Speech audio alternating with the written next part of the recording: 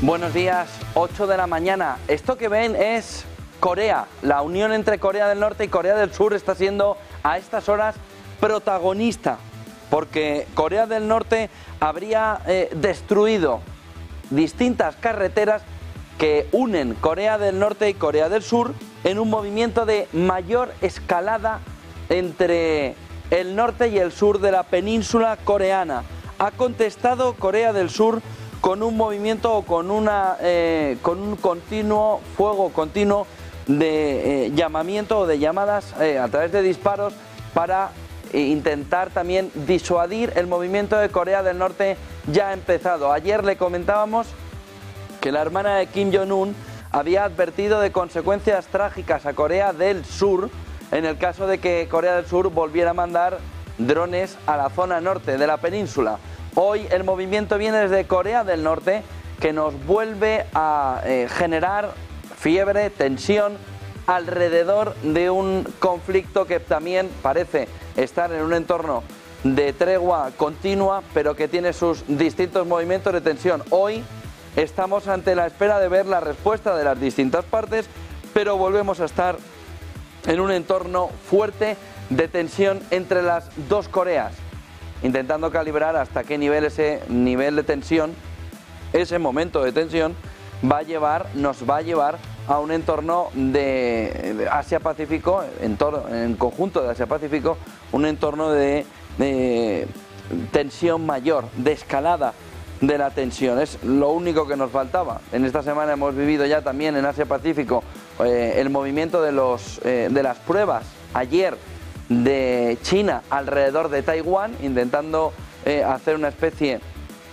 de simulacro alrededor de lo que podría ser una invasión de Taiwán.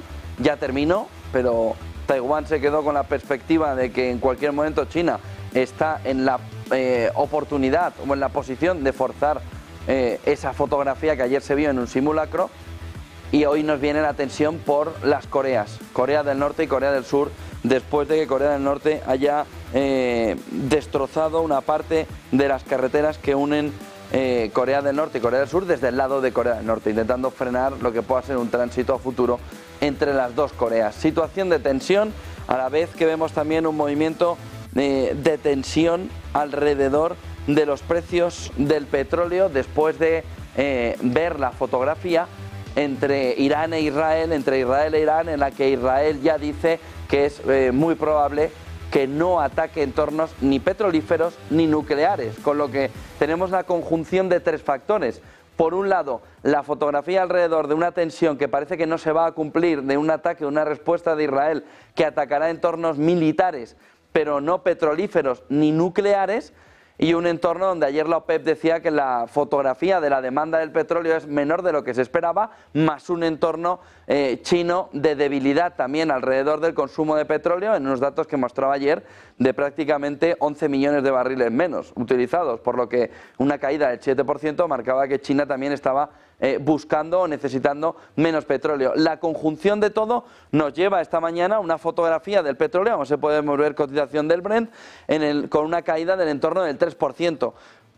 Durante toda la jornada. Miren ahora, en la apertura ya una caída menor, pero tenemos la fotografía del entorno de esa caída del 3%, marcándonos un entorno alrededor de 75. Hemos llegado a estar en el entorno de los $80 en el Brent, estamos ya por debajo, 74,54.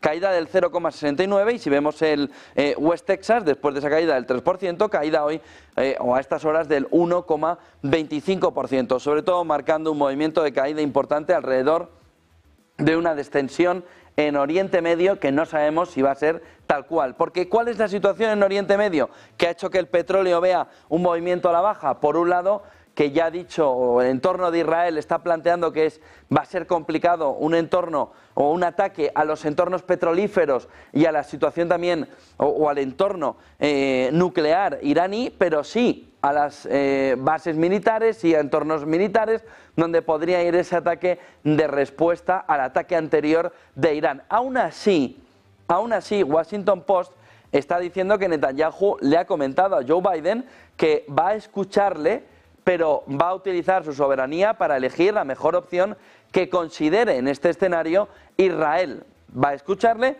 pero va a hacer lo que considere Mencer hablaba sobre que habrá que esperar un poco más para saber perfectamente cuáles son las capacidades. Enseguida escuchamos a Mencer. Antes, vamos a ver si podemos ver una noticia de Financial Times que está centrando la mañana y que nos marca gran parte del camino de por qué el ataque no se ha producido todavía. Y estaría alrededor de cómo Israel se estaría enfrentando, dice Financial Times en la noticia principal esta mañana, a una escasez de misiles de defensa aérea, con lo que todo el tiempo que va pasando le va permitiendo suministrarse más misiles de defensa aérea por la respuesta de Irán. Es decir, esto nos da dos vías. Una, que Israel va a atacar a Irán con suficiente potencia como para pensar que va a devolverle a Irán la respuesta de Israel. Atacó Irán, responde Israel, todo parece indicar con esto que Irán volverá a contestar porque la respuesta que le dé Israel sea suficientemente fuerte como para forzar una respuesta. Y ante ese escenario viene la segunda clave fundamental. Israel se estaría enfrentando a una escasez de misiles de defensa aérea, con lo que no puede atacar sin estar bien suministrado o sin tener suficiente apoyo de Estados Unidos en la región para derribar todos los misiles o drones que puedan ser la respuesta, contrarrespuesta de Irán. Entienden un poco la fotografía, ¿no? Vamos muy retrasados, entiéndanme lo de muy retrasados, pero llevamos mucho tiempo diciendo Israel, serán 48 horas, dijo al principio, no llegó a ser, ahora Financial Times dice, cuidado, porque lo que estaría detrás, o lo que puede estar detrás del retraso de la respuesta de Israel, sería esta escasez de misiles de defensa aérea que le está haciendo a Israel a decir, keep calm. Vamos a suministrarnos o vamos a tener todo el apoyo de Estados Unidos en las distintas bases de la región para poder asegurarnos que todos los misiles, todos los drones, todo el ataque de Irán que vaya a proporcionar va a ser destruido. A partir de ahí viene una fotografía también de empezar a ver que la industria de defensa va a tener que ponerse las pilas, va a tener que activarse a la hora de poder suministrar a todo un mundo en conflicto, como nos vamos viendo esta mañana también con la situación en Corea del Norte, Corea del Sur, y con lo que ayer también empezamos a ver alrededor de esa fotografía otra vez de tensión entre China y Taiwán. Mencer decía esto alrededor de que hay que esperar, que hay que mirar. ¿Dónde está mirando Israel ahora mismo?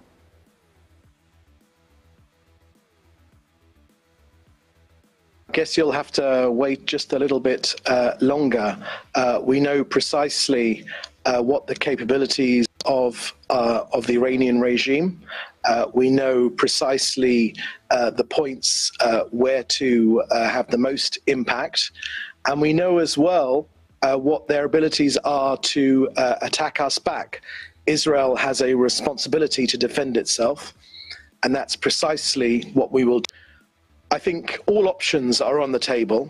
You won't be surprised if I don't share our attack plans with you, but all options are on the table. Again, Iran is a country, is a regime, not the people of Iran. It's very important to set aside the people of Iran. We believe that 70 or 80% of Iran's people are against the regime in Iran. But the regime in Iran has said very clearly that they wish to destroy this country. Sobre eso, la fotografía alrededor de las sanciones. Ayer von der Leyen apuntaba a las sanciones de Europa a una Irán que empieza a juntarse de todo. El apoyo a Rusia y la fotografía de un Oriente Medio que empieza el foco a ponerse encima a ellos. Escuchen a von der Leyen. Council took a decision on sanctions on Iran. The reason is that Iran is supporting Russia's drone and missile terror against innocent civilians in Ukraine.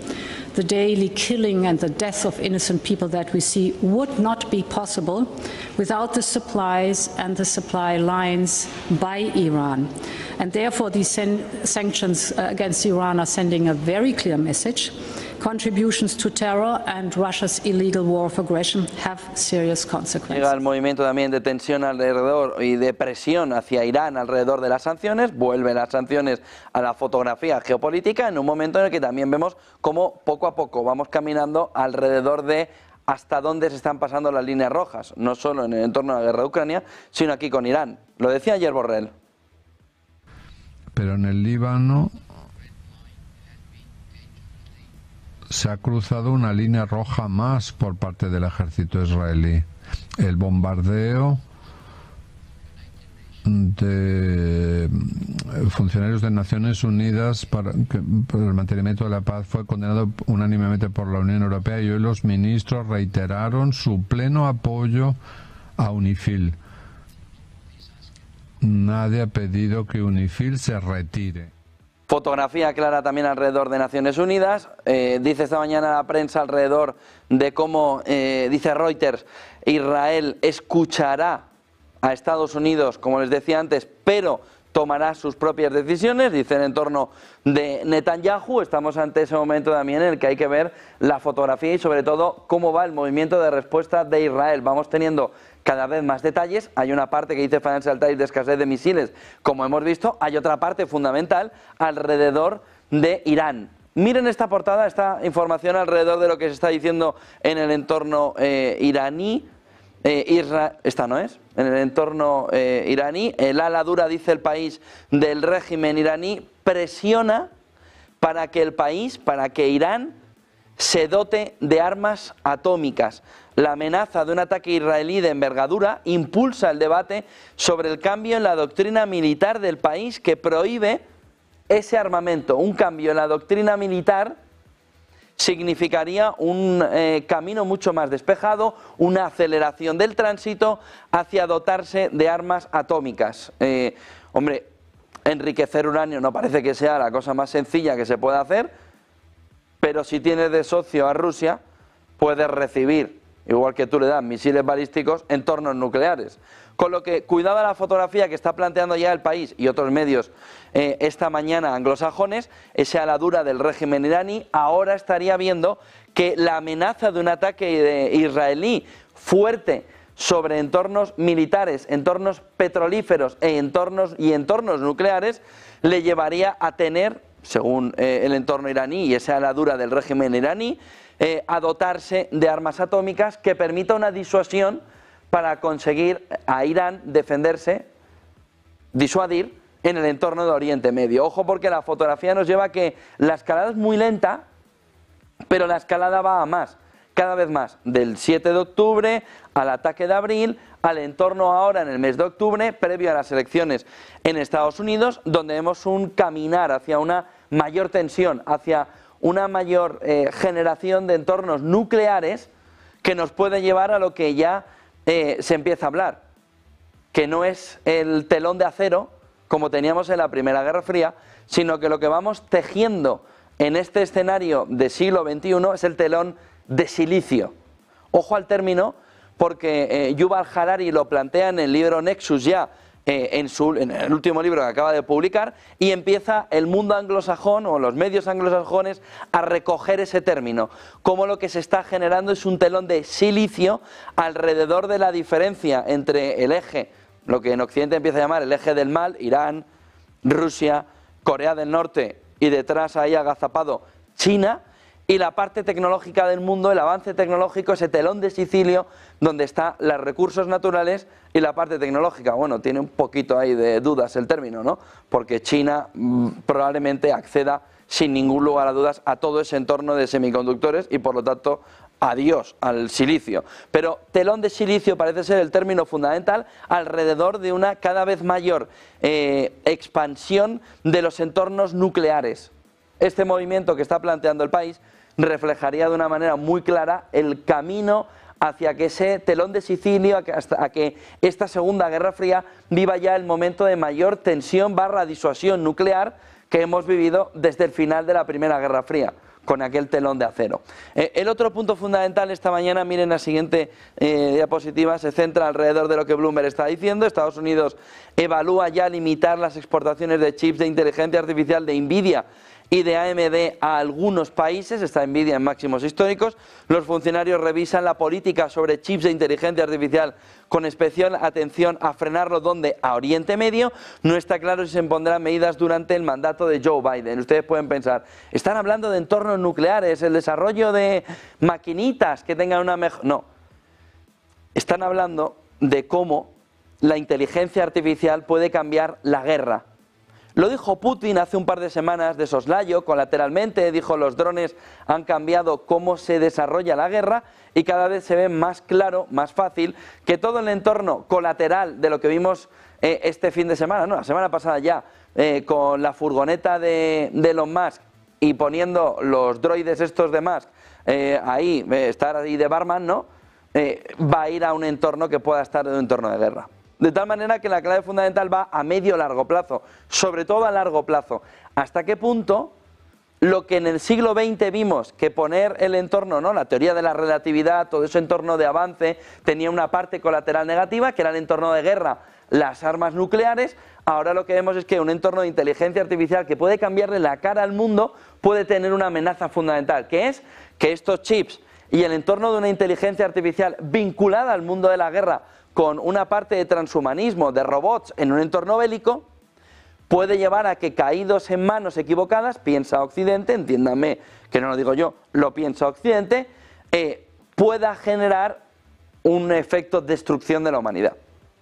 No digo que Occidente no tenga razón, sí o no, yo no lo digo, digo lo que dicen. En ese escenario, el movimiento de Estados Unidos, valórenlo en lo que está oculto. Evalúa limitar las exportaciones de chips de inteligencia artificial de Nvidia y de AMD a algunos países, sobre todo Oriente Medio. ¿Dónde no quiere que caigan? En Irán, en Rusia, en Corea, ya está en Asia Pacífico, pero en Corea del Norte y por supuesto en China, porque puede hacer de canal hacia el resto. De decir, no te preocupes que ya los compro yo y te los paso. Con lo que la fotografía ahora mismo alrededor de la inteligencia artificial está en que estamos también en un momento de disrupción, no solo tecnológica en el ámbito civil, sino militar. Y en ese ámbito militar hay que limitar los problemas, al menos yendo 10 pasos por encima del resto. ¿Cómo? Como se ha visto en el entorno nuclear. Tú puedes disuadir si tienes muchas más armas atómicas, si tienes más tecnología, alrededor de lo nuclear, si puedes decirle ni te muevas. Lo mismo es lo que está buscando Estados Unidos en el entorno donde viene la siguiente disrupción, no solo en el ámbito civil, sino también en el ámbito militar, donde ya vemos que el movimiento de disrupción caído en malas manos puede ser un problema. Claves del día. Ya han visto que tenemos mucho encima de la fotografía, por cierto, un pequeño detalle más, entrando en el jaque Europa de la primera clave, euro-dólar, el euro, vamos a ver si podemos verlo, ya ha estado en las últimas horas por debajo de 1,09. El dólar se está poniendo como una moto y el euro está empezando a ver el decoupling. Dice hoy Bloomberg, vamos a ver si podemos ver euro-dólar, dice hoy Bloomberg, mírenlo, 1,0888. El cambio euro-dólar, 0,20 en negativo, el dólar ya lo tenemos en 103, 1,08. De tal manera que tenemos, si vemos un poquito más grande, a ver si podemos ver un poquito más grande el gráfico del euro frente al dólar, vamos a ver una fotografía clara alrededor de un movimiento de caída, sobre todo en las últimas jornadas, sobre todo desde el movimiento de finales de septiembre. Aquí tienen lo que está sucediendo, del entorno de 1,12 al entorno de 1,088. Aquí lo tienen, ¿eh?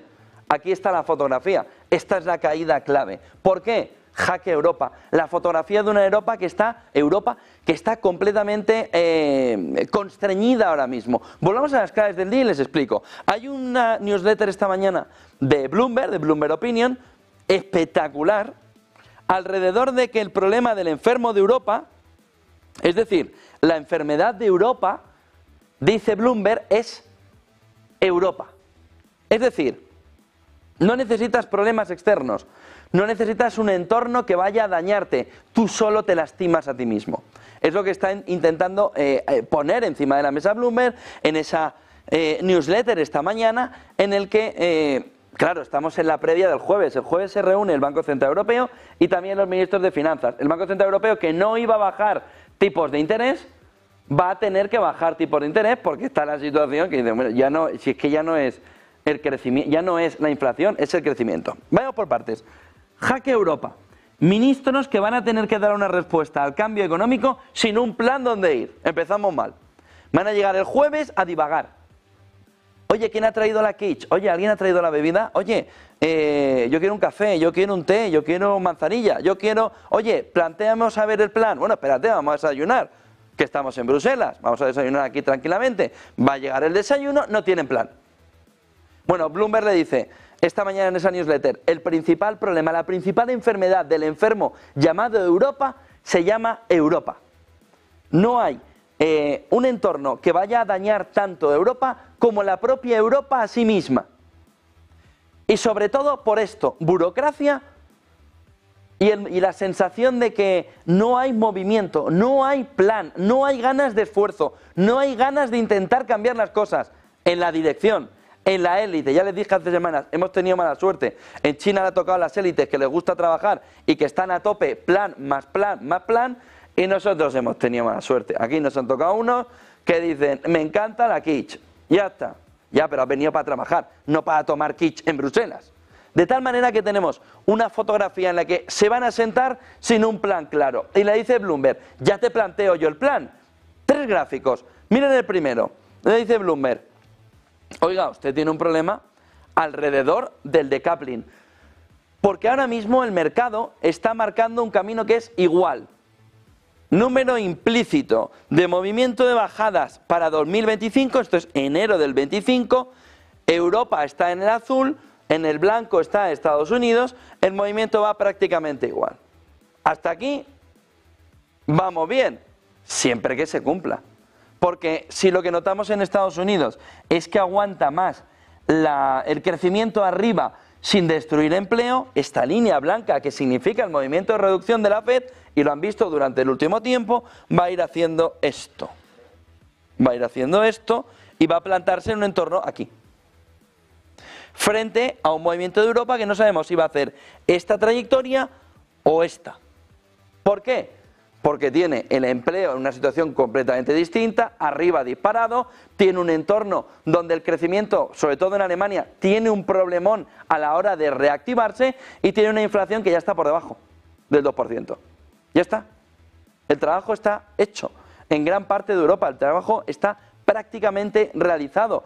Con lo que el mercado espera que no haya decoupling, la realidad empieza a marcarnos un camino distinto. Miren el siguiente gráfico que nos marca también esta mañana de qué manera vemos el movimiento de tensión, cómo va esa tensión, cómo va esa fiebre con la gripe en el cuerpo, ¿no?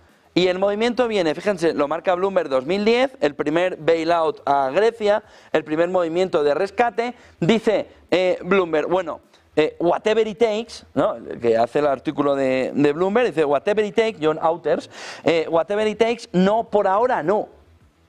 Dice, por ahora no. Pero es muy probable que tengamos que volver a un movimiento de whatever it takes. ¿Qué es whatever it takes?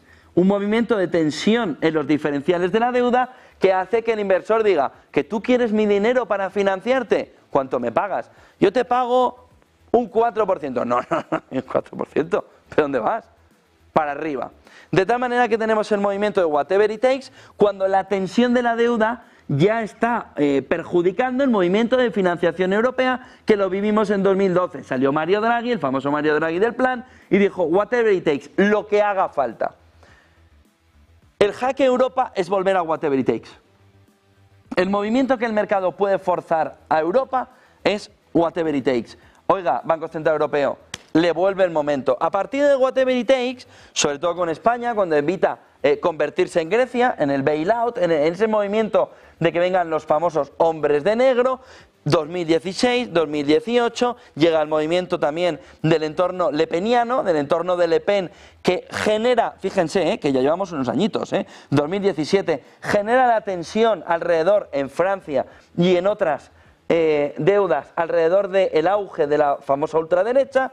El movimiento empieza en 2017, llega la tensión. Cuidado con el movimiento de tensión que tenemos cuando Macron se vaya. Se queda todo un poco más calmado hasta que Macron llama en este año a las elecciones legislativas que se salvaron por poquito. de que tuviéramos a un primer ministro lepenista en Francia. Macron llama a esa iniciativa legislativa y además ahora busca un gobierno que intente evitar whatever it takes, que intente evitar que el movimiento del déficit presupuestario del 6%, que se prevé que esté en ese entorno del 6%, devuelva a Francia, devuelva a Europa a un entorno de crecimiento de la deuda insostenible para poder financiar la deuda. Y por tanto, que tengamos el jaque que estamos pensando que es por Alemania, por el crecimiento económico muy ralentizado, nos venga por Francia, por un entorno político que además está anticipando, o estaría anticipando, la llegada de Le Pen. Porque un movimiento de deuda con llegada de los hombres de negro va a causar o causaría un rechazo hacia la intervención europea. No parece que Francia lo permitiera, pero en el caso de que se produzca, esa entrada causaría un rechazo absoluto y las opciones de Le Pen se dispararían definitivamente. Con lo que, fíjense el siguiente gráfico, tenemos otro elemento fundamental para el decoupling y para el problema en Europa. Dice este gráfico de Bank of New York Mellon, con datos de Bloomberg, como la situación de Francia, estamos viendo en azul pequeñito el dato actual, y la estimación 2023 que teníamos en el azul oscuro, pero el decrecimiento de ese desempleo es muy bajo frente al cambio, que estaría en ese triangulillo, ¿no? O en ese cuadrilátero que tenemos en la parte de abajo. Francia en la parte allí, marcándonos el camino junto a Canadá de un mayor repunte alrededor del desempleo, pero claro, la diferencia, el contraste, es lo que llama la situación de que Europa ahora mismo está al borde del abismo. Reino Unido, Estados Unidos, Australia, Alemania, conjunto de la eurozona, Canadá, Trudeau y Francia. Alrededor de cómo va marcando un camino en el que Europa estaría en una situación que necesitaría un movimiento de bajada de tipos de interés salvaje para repuntar la demanda interna, asociado de un plan de estímulo económico, no como el de los 750.000 millones en kits digitales o como estamos viendo todos en las calles, que no paran de levantar calles, se creen que de esa manera se repunta la economía, no han aprendido de 2008, donde eso es el caos absoluto, sino que nos metemos directamente en 2008 bis. Tienes dinero, das kits digitales porque no te da para más, y tienes por otro lado un plan E, que en este caso es que ya no le han puesto ni el nombre de plan E para no evocar al pasado. Simplemente tú vas por la calle, vas por Madrid y dices, pues nada, está de moda levantar calles. ¿Pero por qué está de moda levantar calles? Porque frente al movimiento del resto de economías para generar empleo estable, empleo de futuro, cambio estructural con esa inversión, con esa llegada de dinero post-COVID, Europa ¿qué hace? Volver a sus basics, casas, viviendas y levantar calles. Das puestos de trabajo levantando calles para... Es que había aquí un bultito. Y tenemos un movimiento de cuando ya cierres todas las calles, dirás, ¿y ahora qué hacemos con nuestra vida? Si ya no hay para levantar más calles. ¿Cuál es tu elemento diferencial? Europa. Pero fíjense que da igual el signo político, ¿eh? Madrid, Barcelona, donde queráis. PSOE, PP, que da lo mismo. Levantar calles. Pero no se están dando cuenta que estamos haciendo lo mismo que se vivió antes de la crisis financiera. Invertir en vivienda, la vivienda disparada, sobre todo por la escasez. Luego hablaremos de voy a resolver el problema. Llevas 6 años gobernando. ¿Cómo que resolver el problema? Si eres parte del problema, por no decir eres el problema. Y el otro elemento fundamental, levantar calles. Volvamos a claves. El jaque Europa viene alrededor de cómo Europa no tiene plan. El jaque Europa, dice Bloomberg, dice John Auters en esa newsletter esta mañana, viene a que el problema del enfermo, que se llama Europa, es Europa. Y los mismos que nos han llevado a esto son los que ahora están, bueno, ya ni convenciendo, porque como ellos mismos se nombran, son los que ahora mismo nos están diciendo vamos a salir con un plan que va a ser la repetición de lo anterior. Pero la fotografía de Europa es dramática. Estamos al borde del abismo. Y no hay nadie que diga, este es el plan, Draghi o Pepito de los palotes, vamos a ponerlo en marcha, vamos a hacer una inversión que de verdad sea productiva, vamos a dejar de invertir en levantar calles y vamos a poner unos y ceros e inteligencia artificial. Es que miren la diferencia. Mientras Estados Unidos tiene con la inversión privada a Elon Musk recogiendo un cohete que viene de arriba, que viene del espacio, nosotros tenemos una botella a la que el tapón no se le cae. Es la mejor expresión del problemón de Europa. Que no significa que lo de la botella pueda no tener un trasfondo importante, pero ¿y dónde está la carrera espacial? ¿Y dónde está la carrera por la inteligencia artificial? ¿Y dónde está la carrera de los semiconductores? ¿Y dónde está la carrera por la evolución? ¿Y dónde está la carrera por un sistema bancario suficientemente potente? ¿Dónde está la carrera por la industrialización? ¿Dónde está la carrera por intentar tener una tasa de paro del 4% como Estados Unidos? Es que aquí Pedro Sánchez dice que tiene un 12 y está contento. 12% de paro, está contento. El problema de Europa es Europa. El problema de Europa es que nos han tocado unas élites que tenemos que convivir con ellas aunque no queramos. El problema de Europa es que es un desastre. Kit digital, ¿pero qué kit digital? Da el dinero productivo. Por lo que el jueves tendremos Banco Central Europeo, el jueves tendremos a los ministros de Finanzas que van de vacaciones, entiéndanme, ¿eh? Pero es que es de broma. Del jueves no deberían salir sin un plan claro de qué hacer para relanzar Europa. Y al jueves deberían ir con un plan claro de qué van a llevar a la reunión para que todo el mundo entienda, igual que ha hecho China, que hay un plan. Y que van a discutir el plan, pero que el objetivo es el plan. Incluyendo lo de, uy, es que las nuevas generaciones no quieren tener hijos. Incluyendo un plan de natalidad. Hazles que quieran tener hijos. Haz que quieran tener hijos. ¿Cómo? Con suficientes incentivos para que piensen que entre 0 y 2 pueden tener 2. Pero haz un plan. Haz un plan.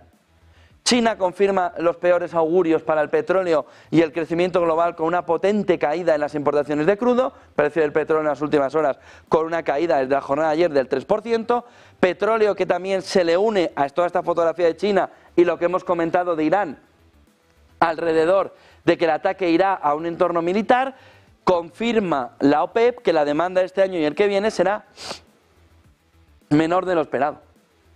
Con lo que vamos cada vez más a una fotografía complicada alrededor de una situación del petróleo que va en caída, pero en caída libre. Israel se prepara para un posible intercambio de fuego adicional con Irán, lo que podría empujar a Estados Unidos a involucrarse aún más. Si vemos la fotografía que les enseñé al principio de la principal noticia de Financial Times, viene alineado con esto, y es que Israel, para un posible intercambio de fuego adicional con Irán, tendría escasez de misiles. Cuidado a la fotografía alrededor de lo que nos podemos encontrar en el conjunto de Oriente Medio. Eso sí, la clave fundamental es esta: Estados Unidos tendría que involucrarse aún más para intentar frenar ese consiguiente ataque al ataque de Israel, el consiguiente ataque de Irán. Los Nobel de Economía va para Simon Johnson, James Robinson y entiéndame sobre todo, y sobre todo Daron Acemoglu, por su investigación sobre la desigualdad global. Ayer me decía alguien en broma en Twitter, el siguiente es para María Jesús Montero. Sí, pero por el término contrario. Lo que plantea Acemoglu y lo que plantea Simon Johnson y James Robinson, pero que sobre todo tiene la figura de Acemoglu en ese libro, que le hemos contado un montón de veces, de por qué fracasan los países, que es una obra que usted se tiene que leer sí o sí en lo económico para entender por qué las cuestiones que pasan en la geopolítica. Acemoglu y compañía lo que plantean es que en entornos donde los gobiernos son de política extractiva, es decir, te voy a sablar a impuestos hasta que yo pueda repartir el dinero conforme a mí, que soy élite, me dé la gana, son países que van al fracaso. Es decir, en lugar de dejar que la invención y que ese movimiento privado de ciudadanos diga, yo creo que ahora mismo la carrera espacial es la clave, voy a moverme para intentar desde pequeñas estructuras de carrera espacial pelear con Elon Musk o ser proveedor de Elon Musk, lo que hace el gobierno es decir, o lo que hacen los gobiernos de turno extractivos, pero que son la clave fundamental en Europa para ese jaque europeo, es decir, tasas impositivas altísimas, te quitas una parte de todo ese beneficio empresarial, me lo das a mí, que yo ya hago el reparto. ¿En qué? La excusa es en escuelas y en hospitales. La realidad es muy diferente. La realidad es en lo que yo considere. Y esa política extractiva que destroza la iniciativa privada hace que lleguen Elon Musk, que no... ¿Ustedes se imaginan que Elon Musk fuera europeo? No. No, habría pedido irse a Estados Unidos hace ya muchos años. ¿Por qué? Porque allí hay unas condiciones claras para que el capital, para que el desarrollo, para que el reparto de la riqueza esté en una situación de igualdad. El famoso ascensor social. Cuando tienes un gobierno que dice, oiga, deme usted el dinero, yo meto una presión fiscal altísima porque yo soy capaz de distribuir mejor que usted, cosa que siempre es mentira. En ese caso, llega un movimiento en el que el ascensor social dice, se ha parado el ascensor. Sí. ¿Por qué? Porque donde estaban las oportunidades de ir a un entorno de evolución, de desarrollo a través del dinero privado, a través de la iniciativa, se va todo a un entorno postsoviético o soviético. Oiga, ¿usted quiere que esto funcione bien? Sí, pues deje que el gobierno lo distribuya. Eso es un error, dice Acemoglu and Company, que han recibido el Premio Nobel de Economía, fundamental. A partir de ahí esos países fracasan. ¿Y quién no fracasa? Los países que dicen, quiero el desarrollo a través de la iniciativa privada. Te voy a poner todo el apoyo que necesites para que saques lo mejor de ti mismo. No te voy a dar una paguita para que te relajes todo lo que puedas y descanses, sino te voy a dar todo el apoyo posible para que saques lo mejor de ti mismo. Eso es por qué fracasan los países. Y pone el libro de Acemoglu and Company. Y marca el camino, por eso le han dado el Premio Nobel de Economía, a que las estructuras extractivas, como las que por ejemplo en gran parte de Europa se están viviendo, llevan al fracaso de los países. Lo que pasa es que no es inmediato. Por ejemplo, ¿por qué fracasan los países? Acemoglu dice, China todavía tiene aquí una carta, que es liberalizar la economía. No, es que estamos yendo al camino soviético. No, porque China siempre en última instancia coge de aquí la carta, liberaliza la economía y tiene un entorno de distribución. Y ha hecho una transición ordenada desde un régimen comunista a un régimen pseudoliberal, liberal, con matices. De tal manera que esa fotografía es la que ha premiado con el premio Nobel. Y fíjense, no hemos aprendido ni leyendo el libro. De quienes nos están dirigiendo no han aprendido de Acemoglu y compañía que no hay que tener políticas extractivas, que hay que dejar que la economía funcione. Que es el problema que estamos viendo, por ejemplo, y luego entraremos en la vivienda. Que no es que tú des millones. La clave es que liberalices el suelo.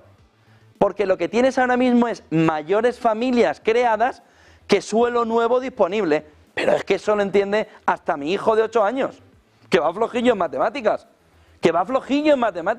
En primaria, lo entiende. Hay más familias, menos suelo disponible, menos suelo nuevo, lo digo así despacio a ver si nos entienden.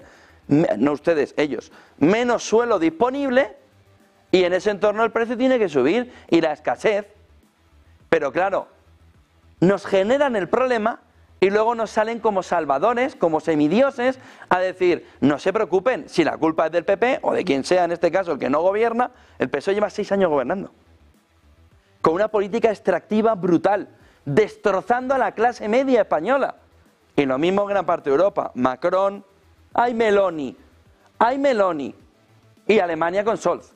Por lo que, premio Nobel merecidísimo, pero a ver si se leen el libro.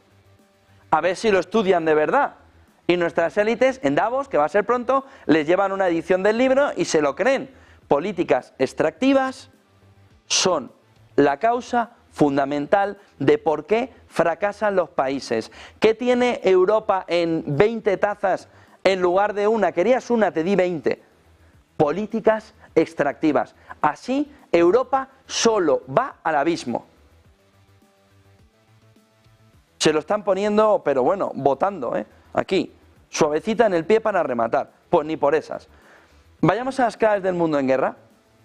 En un entorno donde Israel afirma haber interceptado 3 proyectiles lanzados desde el Líbano, es decir, sigue la tensión fronteriza.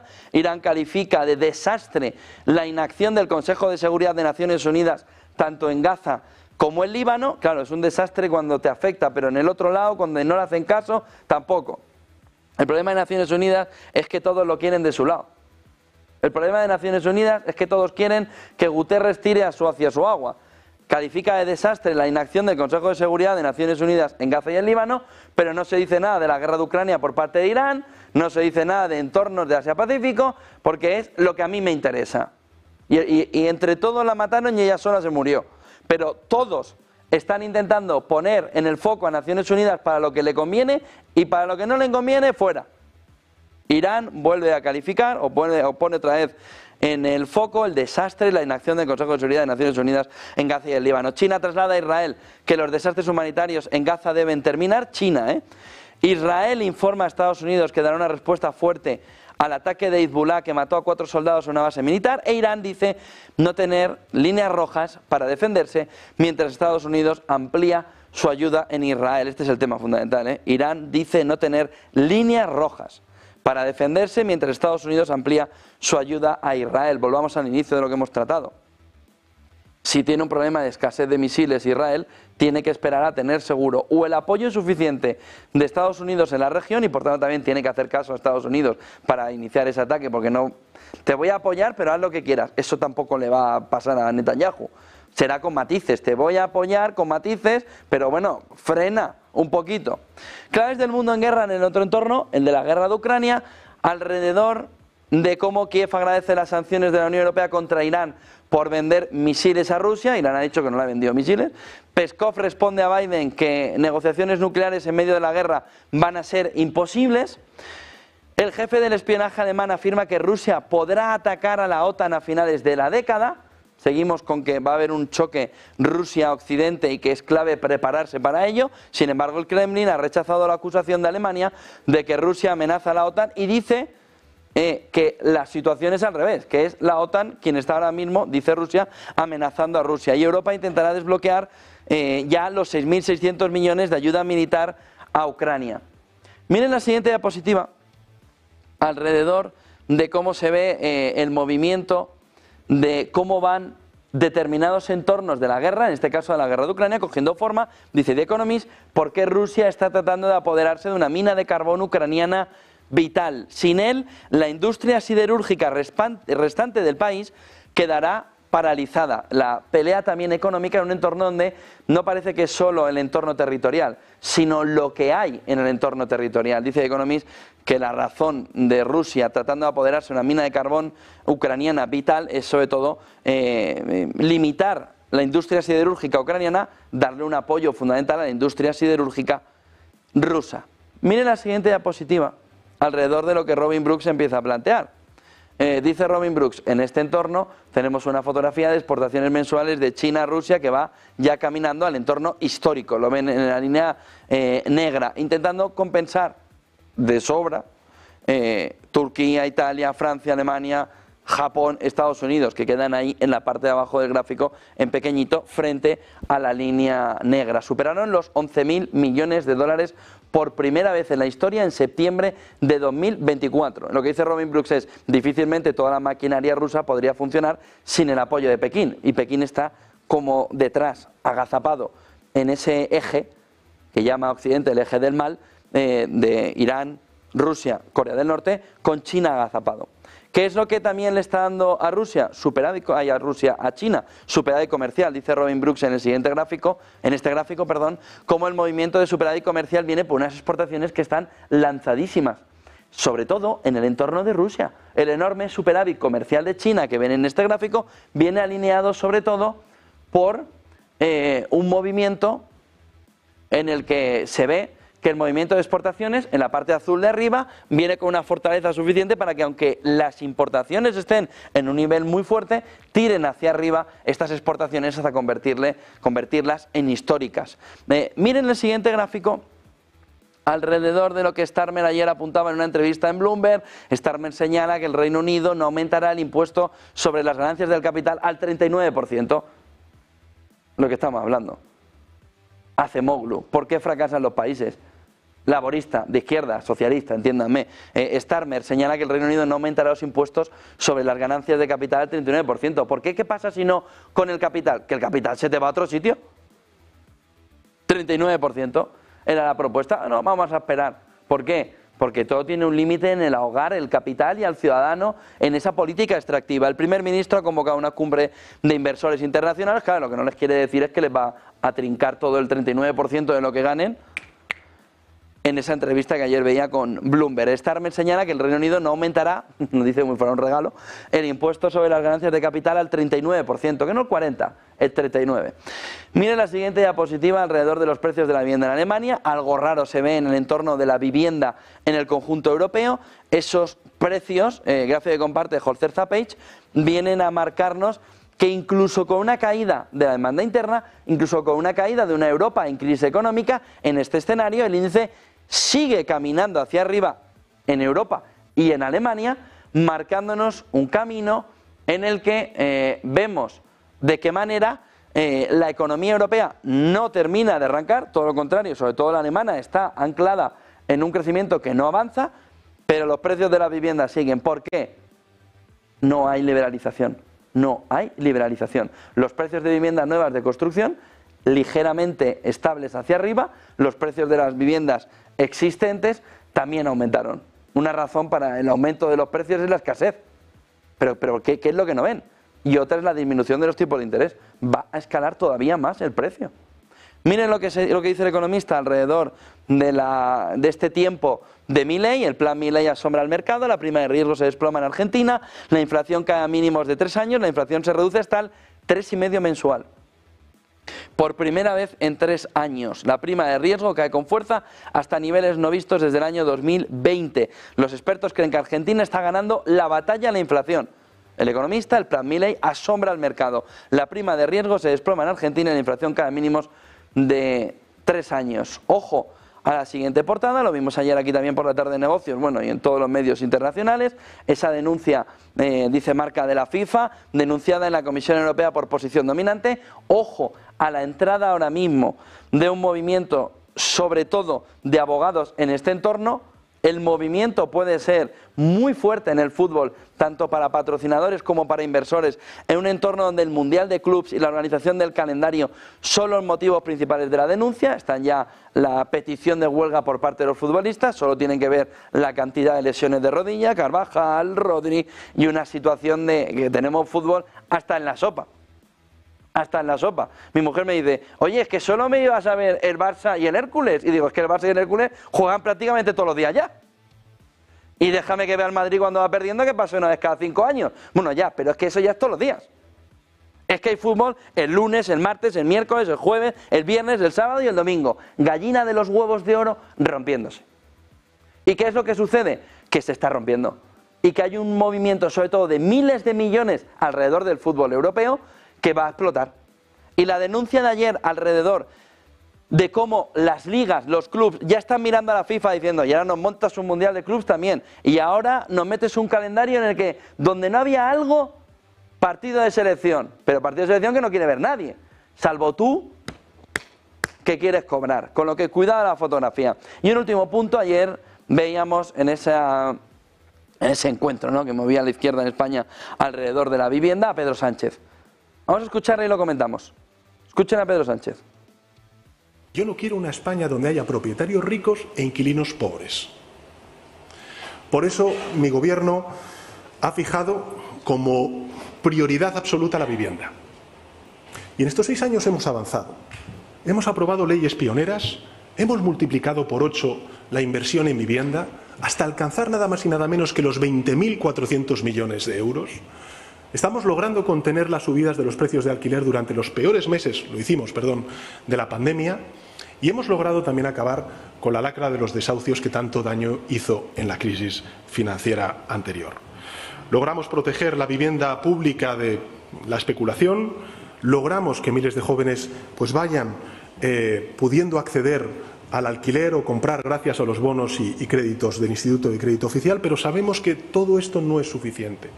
Que la vivienda sigue siendo para mucha gente, sobre todo para los jóvenes, más un drama que un derecho. Y el problema sigue ahí y requiere de medidas contundentes para resolverlo. Y nosotros las adaptaremos y quiero también que tengan ustedes la certeza de que mi compromiso es que resolvamos el drama de la vivienda. Y de hecho hoy mismo les quiero anunciar, vamos a poner en marcha el reparto de 200 millones de euros para jóvenes de alquiler, en los bonos de alquiler, y también un nuevo reglamento para evitar los fraudes en contratos de alojamiento turístico y de temporada.